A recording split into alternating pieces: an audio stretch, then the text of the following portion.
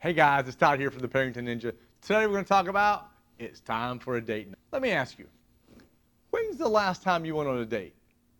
Can you really sit here and think, oh, it was last week, 2 weeks ago, last month?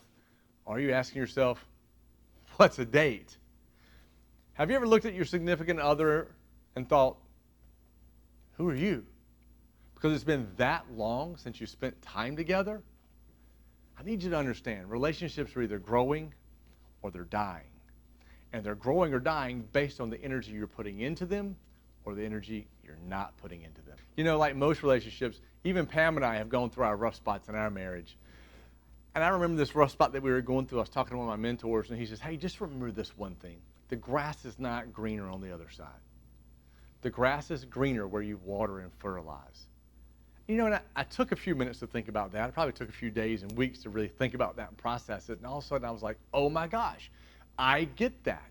Sometimes when we're going to the rough spot, we don't want to put any energy there. But what happens when you don't water and fertilize your lawn? The lawn dies. The same thing in relationships. We have to remember, we have to continuously water and fertilize our relationships. So here we go, guys. I'm going to give you a few things you can do to have a date night that makes it super simple and bring that energy back into your relationship. Number one, make time. I like to say ABD. Always be dating. I don't care how long you've been with your significant other or your spouse, you've got to continuously date them. Number two, refer to some of our earlier podcasts and our earlier videos when we're talking about run your family like a business. You've got to schedule those times. You just can't go, hey, let's go out tonight, because they may have something going on. If you put it on your calendar, it becomes important. Number three, make it a point not to talk about the stuff like the bills, the stress, the job, the kids. Think about it. If you were going on a date for the first time with somebody, and the next 3 dates after that, all you did was talk about all the negative stuff going on in your life, let me tell you, they're not going to be dating you long. So think about, if I was on a date, what would I be talking about? Not the negative stuff. Talk about the things between you and them that you have in common. And yeah, we've been together 15 years. You know what? You still got things you can talk about. Number four, be present. Take your phone, put it down. Put your iWatch or whatever watch you have on silent. Let me tell you, when we first started our date nights, there was nothing worse, and I didn't realize it, right? There was nothing worse for Pam than me going, and every time my watch vibrate, that I'm looking to see what's going on. Or sometimes I'll be doing stuff and she'll be like, well, you're looking at your phone. Oh, we had a lead come in. I need to message them real quick. No, not on a date night. The lead can wait, right? So make sure you're letting the person you're on a date with know that they're important by tuning all that out. Number five, be engaging. If the person you're with is talking about something, ask questions about it. Be interested in what they're saying.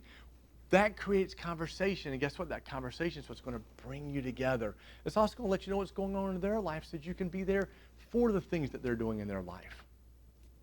Number six, make sure they feel important throughout the night. You know, my wife's favorite thing is the melting pot. And let me tell you what, when we do go to the melting pot, I always make sure there's flowers ready at the table. I make sure she's got some chocolates. I do the things I know she likes, right? I just don't go take her to the melting pot and go home.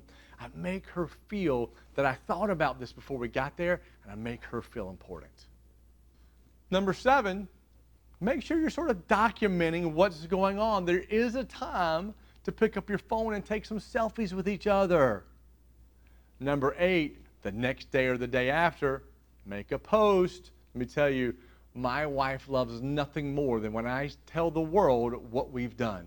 Look, I took my wife out on a dinner date, tagged my wife in the picture, lets her know I'm proud of her, I'm proud of our relationship, and that she's important to me because I'm sharing it with the world. Number eight, it doesn't always have to be a dinner date. It could be go-kart racing, could be some putt-putt, could be something as simple as going to the park and going for a walk. It's just spending time together. And lastly, number nine, in your relationship, let's refer back to the first thing we said, ABD. always be dating your spouse or your significant other. You're always dating. When you're always dating somebody, you want to get closer to them. You want to know more about them. You want to share even more of you with them.